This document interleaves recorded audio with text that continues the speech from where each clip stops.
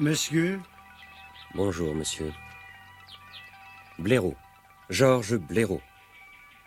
Je suis bien chez Madame Ploutoc? Oui, monsieur. Ah, tant mieux. Mais, à ma connaissance, monsieur, Madame n'attend pas de blaireau. Excusez-moi. Il doit y avoir erreur. J'ai rendez-vous. Je suis à l'heure. Madame Ploutoc m'attendait pour 15 heures. Et il est 15 heures, monsieur. Je viens pour la leçon de violon. De violon? Monsieur vient pour la leçon de violon? Évidemment. Mon Dieu, il fallait le dire plus tôt, monsieur. Je vous ouvre. Vous n'aviez pas vu mon étui?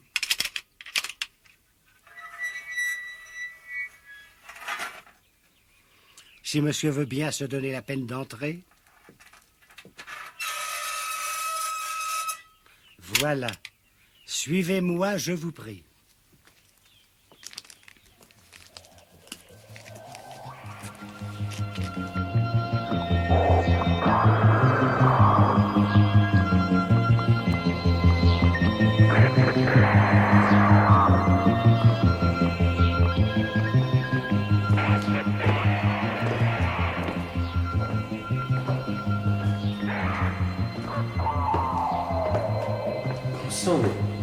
Ce couloir n'en finit pas. Madame l'appelle son dégagement. On dirait une autoroute. Vous êtes poète, monsieur Blaireau. Un peu. Tous ces meubles sont d'époque? Il paraît. Madame appelle ça ses bouts de bois. Joli bout de bois.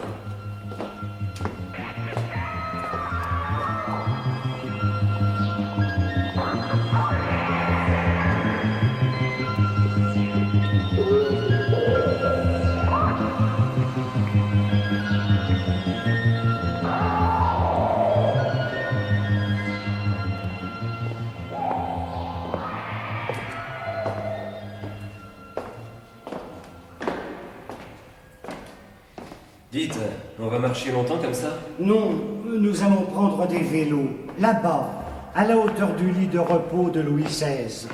10 petites minutes de bicyclette et nous serons devant la chambre de madame. Et on prendra un sous-marin? Non, des patins. Madame exige que son parquet soit un miroir.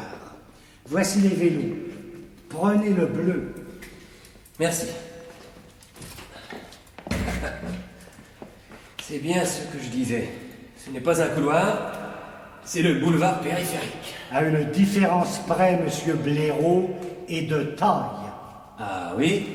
Laquelle? Le boulevard périphérique, lui, on ne l'encaustique pas tous les jours. Évidemment. Bon, on y va? J'ai terriblement envie de piquer un petit sprint. Patience. Nous devons attendre mon collègue avec les vélos de rechange. D'ailleurs, le voilà. La relève est assurée. Bon, on y va alors. On y va.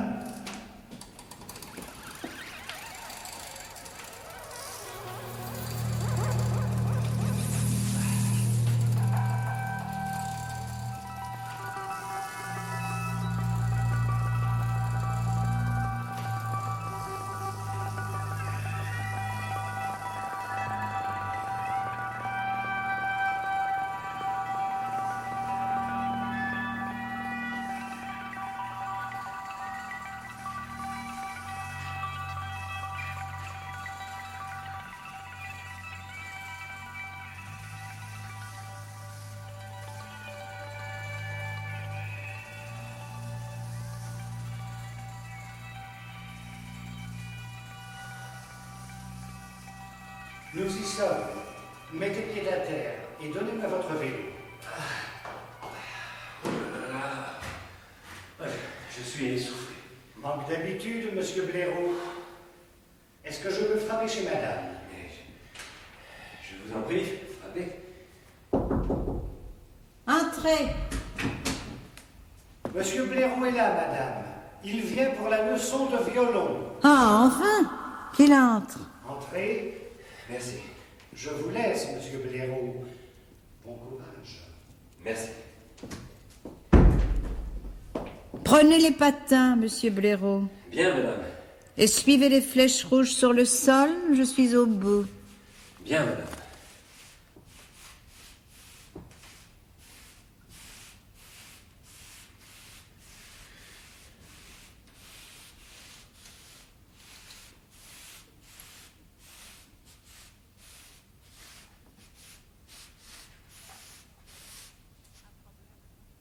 Un problème, monsieur Blaireau?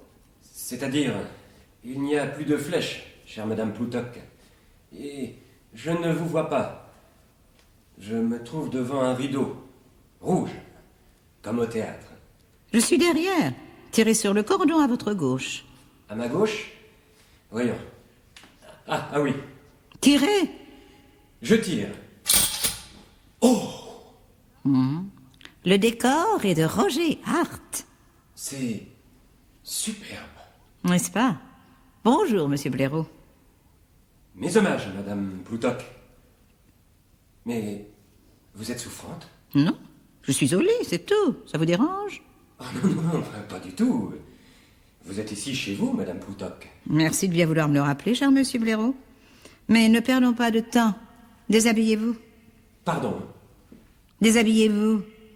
Et passez ce pyjama. Mais enfin, chère madame Ploutoc, je ne comprends pas. Il doit certainement y avoir erreur. Je suis ici pour la leçon. Oh, je vous en supplie, ne discutez pas, cher monsieur. Quand je suis au lit, on doit être au lit. Quand je suis au bain, on doit être au bain. Et quand je suis malade, je veux qu'on soit malade. Vous êtes malade? Non, au lit, imbécile. Prenez place à mes côtés. Je vous ai mis un oreiller. Bien, madame. Ce pyjama vous va très bien. Merci, madame. Venez. Venez là. Là. Voilà. Ah, mes 3 maris sont morts, monsieur Blaireau. Hélas, quel malheur. Dans ce lit. Mon Dieu. Et dans ce pyjama. Hein? Ah là, non, vous ne vous sauvez pas, cher petit Blaireau. Venez vous allonger, là. Bon. Alors, qu'est-ce qui vous amène, cher monsieur?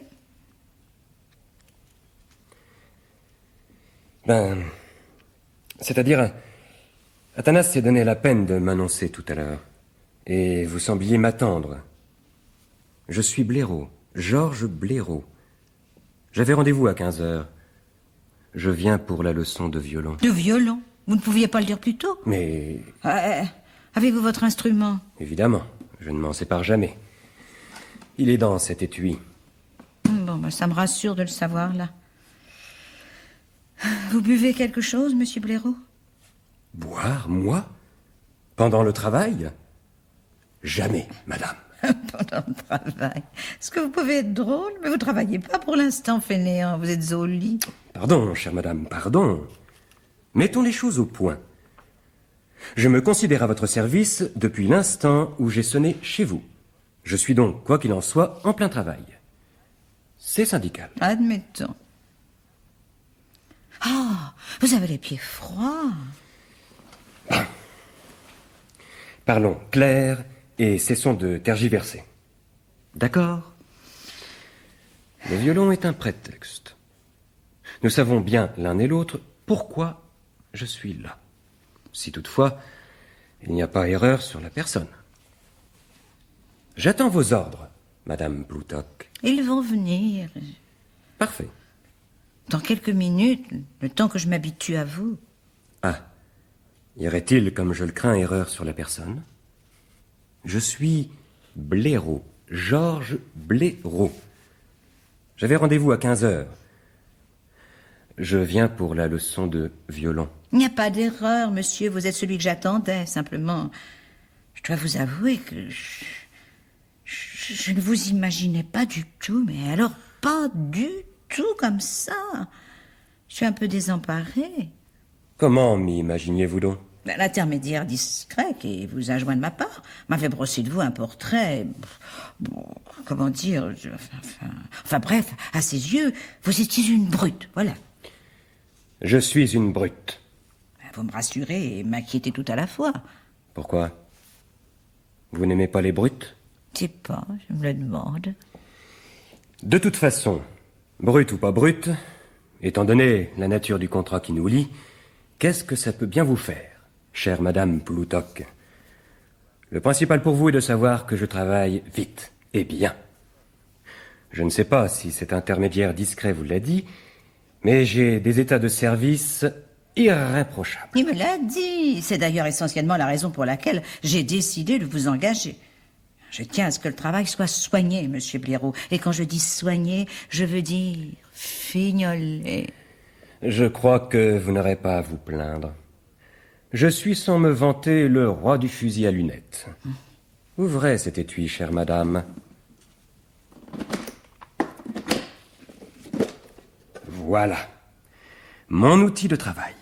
Mon Dieu, cette armure rutilante. Je la soigne comme s'il s'agissait d'une maîtresse. Tant mieux. J'aime les êtres soigneux. Et vous ne vous servez jamais d'autre chose pour... pour travailler? Jamais. C'est embêtant. Pour quelle raison? Ce sont les lunettes qui me gênent. Quelles lunettes? Celles de votre fusil. Oh. Il n'en a qu'une, madame. Rien qu'une petite lentille avec une croix. Pour bien viser. Ah, justement, pour bien viser, il doit vous falloir du recul. Je me trompe? Non. Plus la cible est loin, et plus je fignole, comme vous dites. Je suis un artiste, chère Madame Ploutoc, pas un boucher. Les grands de ce monde qui ont l'habitude de recourir à mes services pour supprimer ce qui les gêne le savent. Mais venons-en au but de ma visite. Je vais vous poser 3 questions, chère madame. Brèves, mais rituelles. Qui, où et quand? Il faut que je réponde tout de suite. Le plus tôt sera le mieux. Je suis un homme pressé et j'ai d'autres clients qui attendent. Ça tombe bien, je suis également très pressé. Alors voici mes 3 réponses, cher monsieur. Moi, ici, quand vous voudrez. Pardon. Me serais-je mal fait comprendre? En effet, je crains de ne pas avoir compris. C'est pourtant assez simple, cher monsieur Blaireau. Aujourd'hui, vous n'assassinez pas, vous suicidez. Mais, Non, mais pour qui me prenez-vous? J'ai payé suffisamment cher et d'avance. Je veux que vous me supprimiez vite et proprement. Vous voulez que... Ça alors... Mais enfin, vous n'aviez pas besoin de moi pour vous faire disparaître, chère madame. Vous pouviez parfaitement faire cela à peu de frais d'une manière artisanale. Toute seule? Évidemment. Ah, ça jamais. Pourquoi? J'ai l'habitude d'être servi, monsieur Blaireau. Mais enfin, un suicide, c'est quelque chose de très particulier. On ne peut pas faire ça pour vous. Si, vous. Puisque c'est votre métier. Cher petit fonctionnaire de la mort. Vous êtes tout pâle. Ça ne va pas? C'est-à-dire... Si, ça va très bien. Je suis simplement un petit peu barbouillé. Pauvre petit chat. Enfin, vous êtes ma cliente. Vous ne pouvez pas aussi être ma victime. Je serai les deux. C'est impossible. Ah oui? Et pour quelle raison, s'il vous plaît? Parce que je n'ai jamais descendu mes clients. Mais puisque je vous le demande, puisque je vous paye pour ça... Enfin, encore une fois, pour qui me prenez-vous? Je ne suis pas un assassin. Je suis un tueur à gages professionnel et je ne voudrais pour rien au monde salir cette profession respectable et indispensable. J'aime mon métier, Madame Ploutoc. Alors ne refusez pas les commandes. C'est tout de même formidable, ça. De nos jours, refuser de travailler avec le chômage qu'il y a. Ah, vous mériteriez de pointer jusqu'à votre mort, mon ami. D'abord, pourquoi voulez-vous que je vous tue? Je m'ennuie. Plus rien ne m'intéresse. Plus rien ne me fait envie. J'ai visité le monde entier. J'ai tout fait. J'ai besoin de changer d'horizon. Définitivement. Alors faites-moi passer l'arme à gauche. Non, je ne peux pas. Avec toute la meilleure volonté du monde, je ne peux pas. Tant pis. Reprenez votre argent, j'annule la commande. Ah, ça jamais. Vous ne sortirez pas d'ici avant d'avoir rempli votre contrat, donc de m'avoir exécuté. Nous avons tout notre temps, cher monsieur Blaireau. Je ne vous demande qu'une seule chose. Quand vous vous déciderez à agir, faites-le par surprise, s'il vous plaît. Et tirez bien. Je veux mourir, mais sans le savoir. Bon, alors je m'en vais vous faire visiter vos appartements. Je me doutais que vous seriez obligé de rester quelques jours sous mon toit.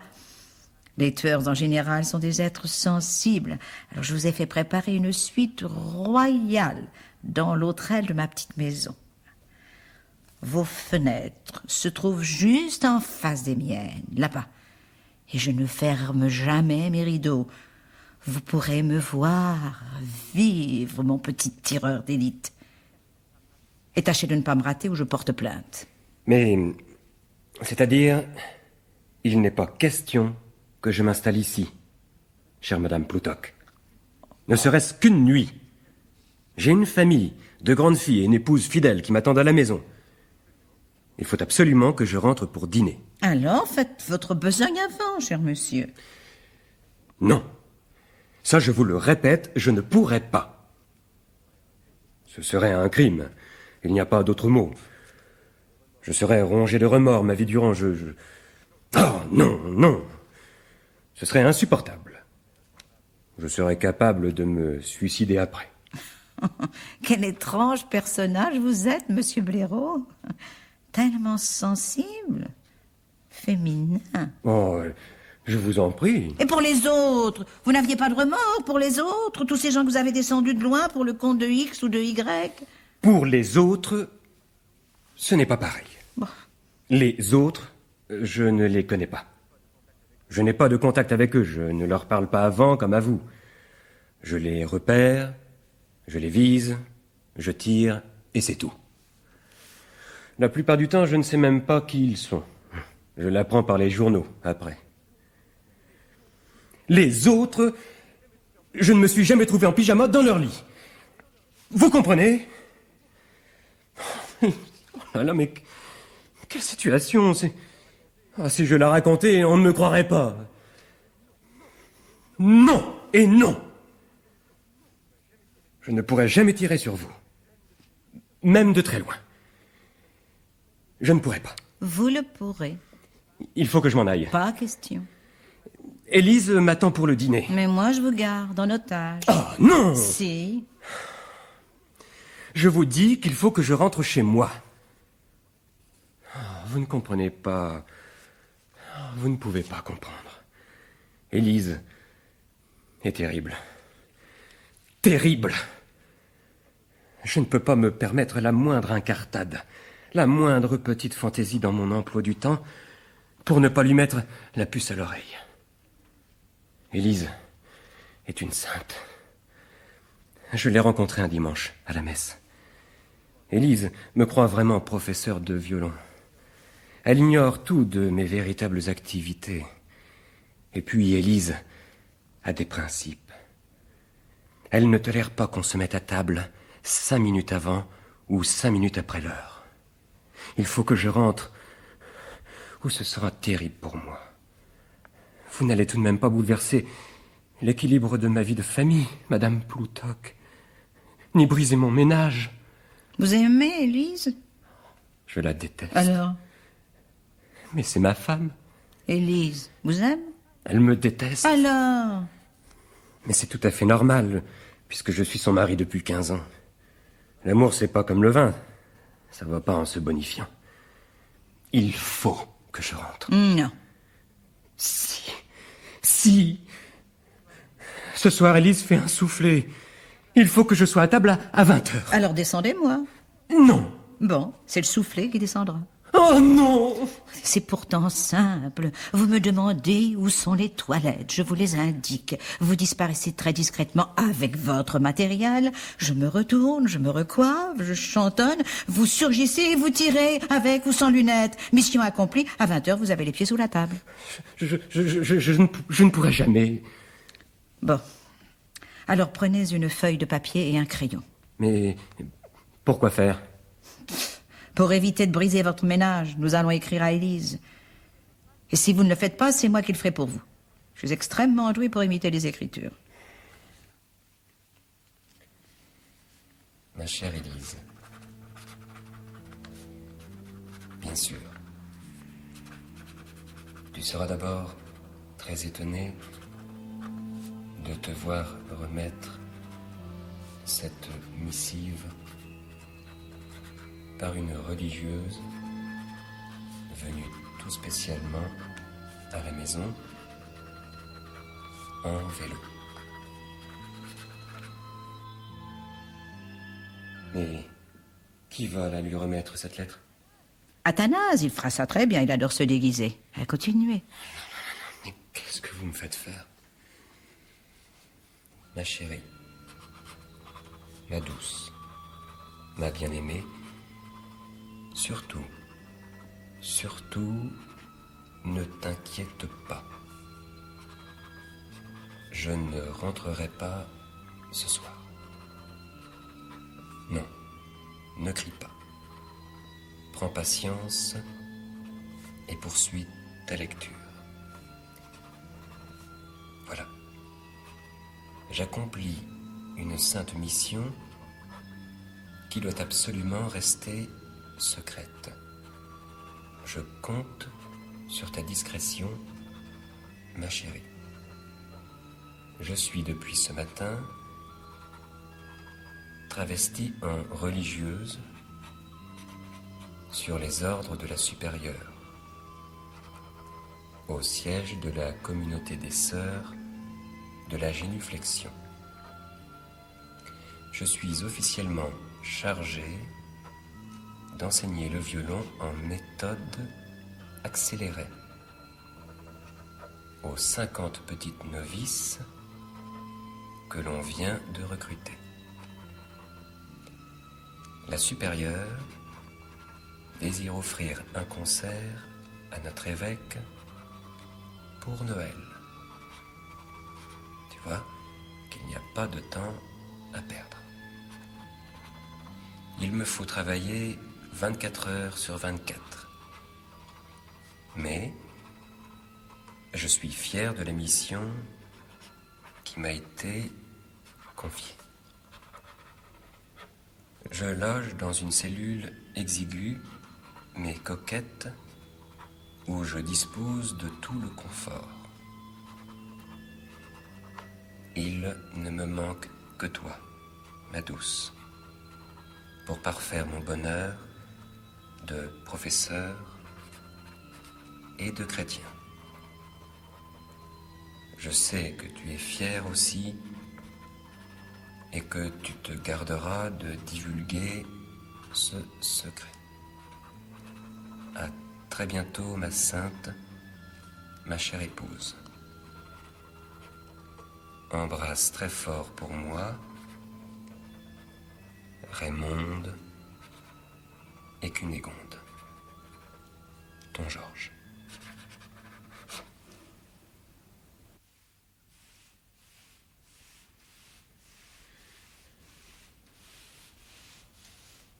Mais qu'est-ce que vous attendez, bon sang?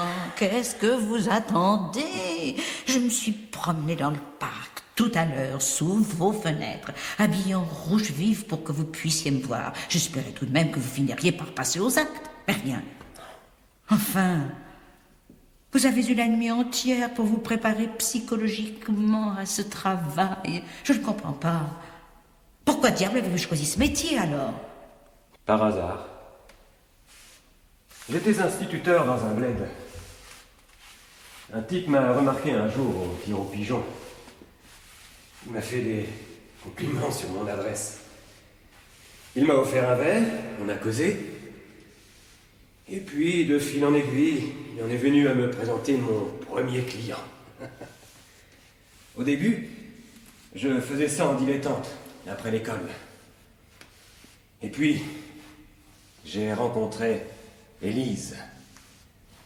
On s'est mariés. Il fallait que je choisisse.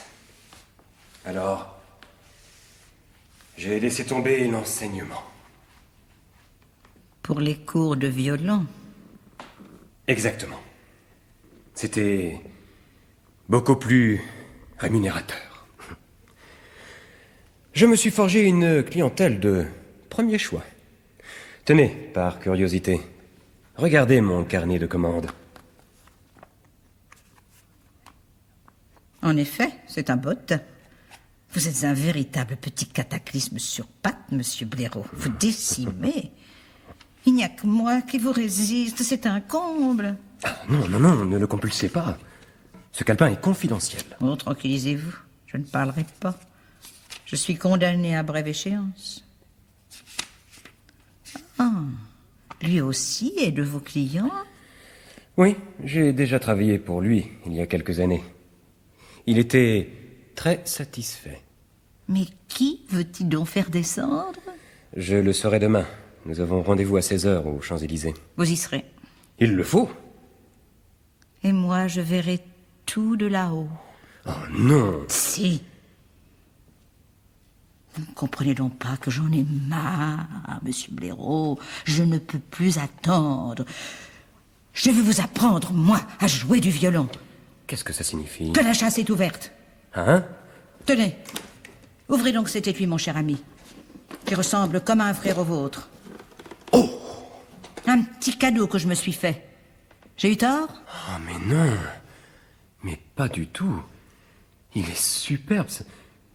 Oh, ce fusil à lunettes. Qu'est-ce que vous comptez en faire?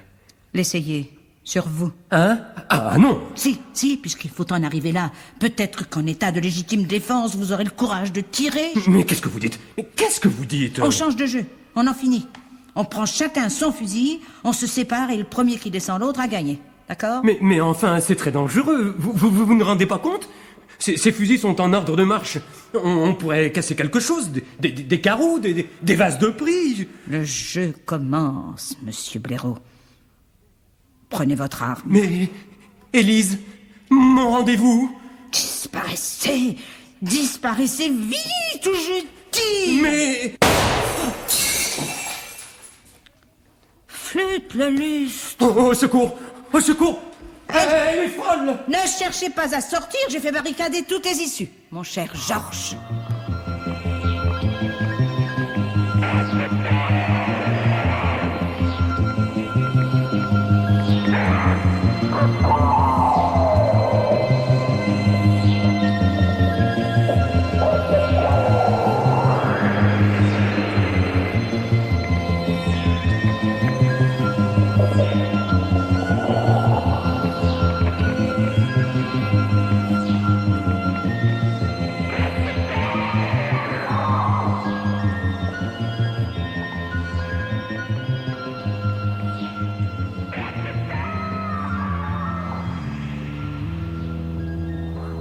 Ma chère Élise,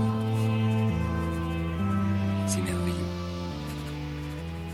Ces nonnes sont douées comme des démons. Sous leurs doigts, tu ne peux pas imaginer. Les archers deviennent des plumes et leur musique est d'une incomparable beauté. Je suis fier. Oui, je suis de plus en plus fier d'être l'artisan de ce miracle audiovisuel destiné à notre évêque pour Noël. Tu verras, tu entendras, et toi aussi, ma chère Élise, ma douce, mon aimée, tu seras fière de moi. Encore quelques heures, quelques jours peut-être, et mon œuvre sera terminée. Je pense à toi, ma douce épouse. Je vis en ascète, et c'est bon. Patience. Bientôt, je serai de retour. transformé, sublimé.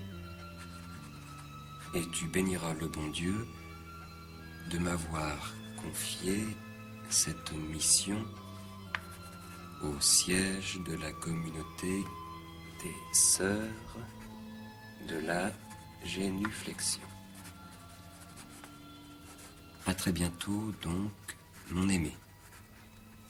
Embrasse très fort pour moi, Raymonde et Cunégonde. Ton Georges.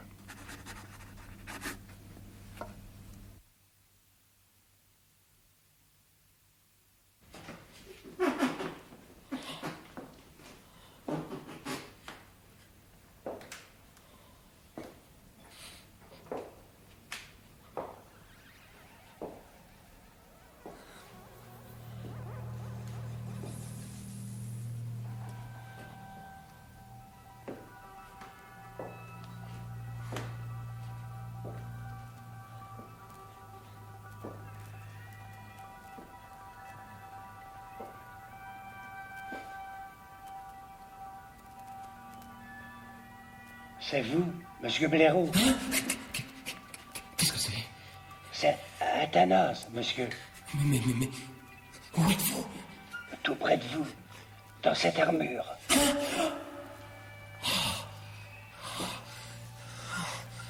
mon Dieu. Vous êtes impressionnant. Dire qu'on montait à cheval avec ça à l'époque, ça devait être commode. Et qu'est-ce que vous fabriquez là-dedans, Athanase? J'essaie de sauver ma peau. Je tiens à la vie, moi, monsieur. Je me demande vraiment ce que vous avez pu faire à madame pour la mettre dans un état pareil. Moi? Mais rien. Où est-elle? Allons, sortez de sous ce canapé. Oh. Je ne crois pas qu'elle soit dans les parages pour le moment. Je l'ai vue partir à moto vers le grand salon dans l'aile nord. Ah bon?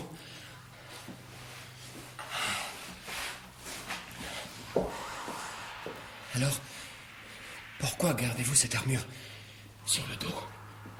Je prends tout de même mes précautions. Madame surgit comme un diable. De partout. Et quand on s'y attend le moins, elle terrorise littéralement toute la maison. Il faudrait la faire enfermer. Elle l'est, monsieur Blaireau. Pardon? Je ne sais pas si vous l'avez remarqué, mais toutes les issues sont murées. En effet, je l'ai remarqué. C'est absurde. Qui a pu ordonner une chose pareille? Madame, très certainement. Elle aura donné cet ordre par téléphone, et dans le quart d'heure qui suivait, une cinquantaine de maçons se mettaient au travail. Ils ont obturé même les trous de souris. Cet animal étant pourtant une espèce protégée par madame.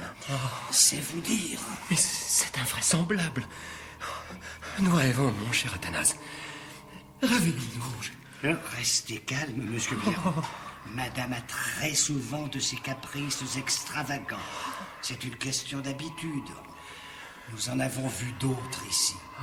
Et dans un sens, je crois que votre visite, malgré tout, lui aura été bénéfique.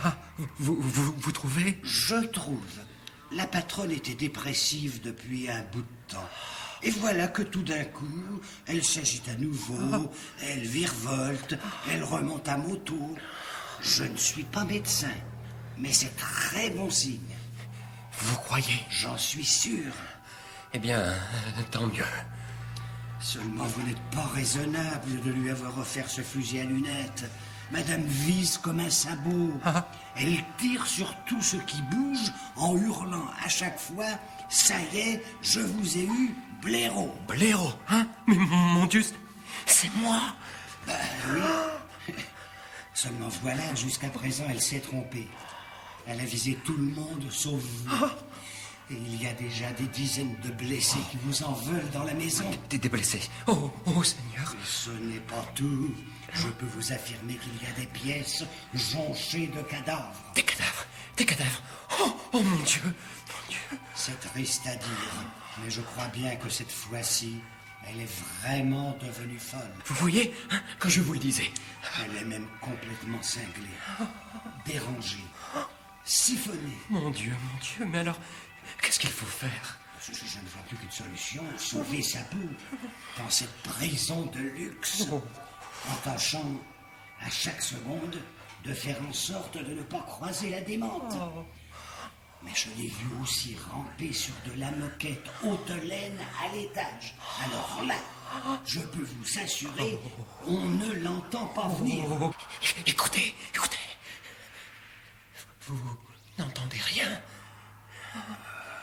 Rien, monsieur. Enfin, ce n'est plus vivable. Il faut faire quelque chose. Autrement, ça peut durer éternellement. Cet enfer. Sauf si vous la dégommez. Moi? Vous, monsieur, c'est bien un fusil à lunettes que vous tenez entre vos mains. Absolument. Et vous savez vous en servir. Évidemment. Je suis professeur de violon. Bon, alors vous pouvez nous sauver. Il faut absolument que vous la trouviez, monsieur Blaireau, et que vous l'abattiez. Je vous le demande, solennellement, au nom de tous les domestiques qui sont encore en vie et dont certains ont des enfants. Vous avez raison. C'en est trop. Il faut la dégommer. Je compte sur vous, monsieur. Vous le pouvez. Ne bougez pas. J'y vais. Merci, monsieur. Merci.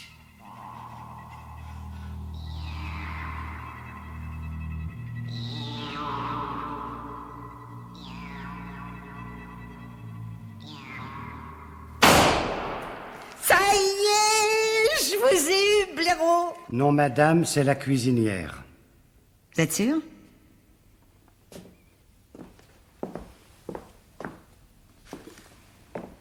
Oh, oui, c'est drôle. Je l'avais pas reconnu. Il n'y a rien d'étonnant à cela, madame, avec cette obscurité. Mettez donc la moto en marche. Je vais aller voir dans les chambres si des fois je n'y trouverai pas un professeur de violon. Que madame me permette de l'accompagner. C'est ça. Montez en croupe, mon ami, je démarre. C'est commode avec cette armure.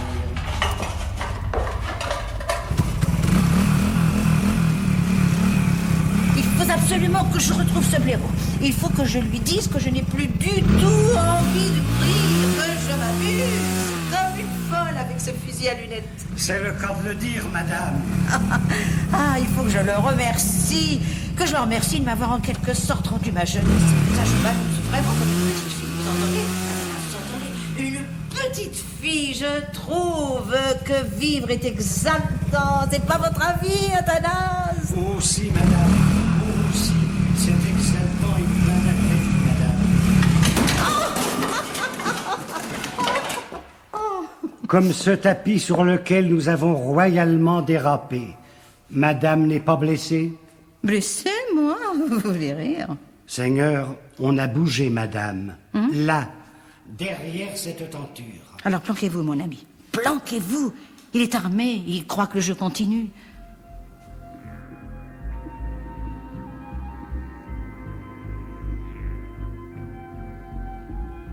Blaireau! Vous êtes là, cher ami? Blaireau! Allez, sortez, mon vieux, sortez. Pouh, c'est fini, on ne joue plus, vous pouvez rejoindre Élise. Sortez. Elle me prend pour un bleu, cette fille. Non, sortez. Où est-elle? Encore un peu trop sur la droite. Blaireau, voyons, je sais que vous êtes là. Derrière cette tenture, je vois vos chaussures, imbécile. Jetez votre arme. Vraiment pour un pauvre primaire, ma cocotte. Tu ne sais pas à qui tu as affaire, mais tu ne vas pas tarder à le savoir. Avance donc encore un peu. C'est ça. Comme ça. Après tout, c'est ce que tu veux. Tu m'as payé pour ça. Et grassement. Encore un peu vers la gauche. Encore quelques centimètres. Et j'ai beau. Allez. Un petit effort. Parfait. Blaireau! Ça devait arriver. Eh bien, allez voir si c'est lui cette fois.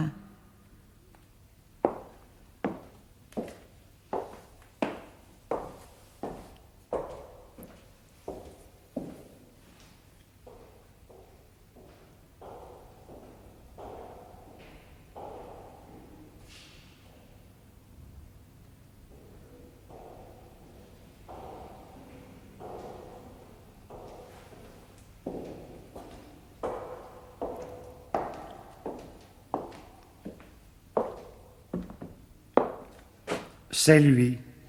Madame a tiré avant lui. Et juste où il fallait. Madame fait des progrès étonnants. Madame est très douée pour le tir. S'il m'avait descendu tout de suite, il aurait sauvé sa peau. Mais je lui en aurais voulu. Parce que j'ai plus du tout, mais alors plus du tout envie de disparaître.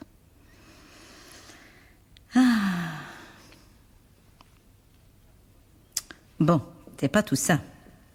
Il faut que je prévienne la famille. Avec des formes. Ma chère Élise. Ma chère Élise. Ma chère Élise. J'espère que tu n'as pas cru un seul mot de tout ce que je t'ai raconté dans mes précédentes lettres. Bien alors, Élise, c'est à désespérer. Une dernière fois, cette religieuse équivoque, dont tu ne sauras jamais qui c'est, va venir à vélo te remettre cette missive. La dernière. Point. Je pars, Élise, avec une autre. Une fille superbe qui n'a pas d'horaire. Une folle, une bohème, une artiste. Point d'exclamation. Adieu. Je ne te supportais plus, Élise. Plus Élise, tu le savais. Tu ne me supportais plus, Élise. Et je le savais aussi. Vous savez aussi, point. Ah, voir ta tête de martyr le soir, derrière un soufflé au fromage loupé, ou un plat de nouilles triste et tiède, quel cauchemar, Élise, quel cauchemar, j'en frémis. Adieu. À la ligne, embrasse pour moi Raymonde et Cunégonde, dont je ne peux même pas espérer qu'elles ne soient pas mes filles. Tu ne me reverras jamais, Élise, jamais, Georges.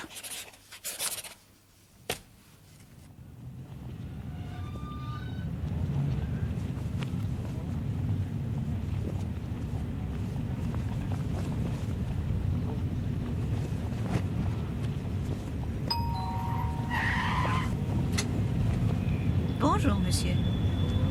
Huguette Ploutoc. Je remplace monsieur Blaireau. Georges Blaireau, avec qui vous aviez rendez-vous. Je viens pour la leçon de violon.